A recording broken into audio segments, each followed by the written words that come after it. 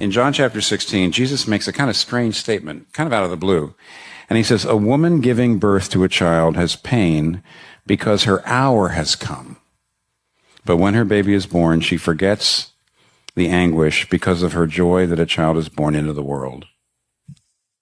I've watched my three sons all be born, and I've seen all this. My wife, Kathy, often says that if men had the babies instead of women, every family would have only one child.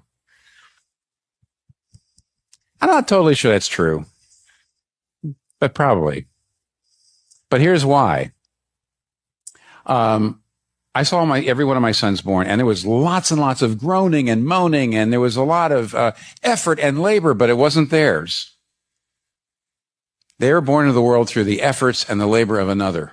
And don't forget, Jesus is speaking in that wonderful time before epidurals and before anesthetics.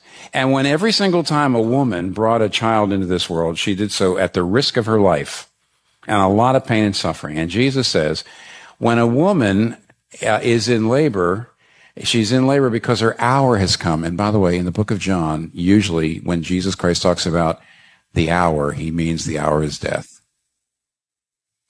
And here's, I think, what Jesus is saying. Just as you were not given physical birth through your effort and your labor, but the labor and effort and the risk of another, so you are not able to get spiritual birth except through my labor and my suffering and my agony, not at the risk of my life, but at the cost of my life. But just as when that woman, I saw this 3 times, forgets her pain because of the joy of seeing the child, so Jesus is saying, I look at you, and in spite of all the infinite pain and suffering I went through, you're worth it. I died for your sins. I took the penalty for your sins, but it's worth it.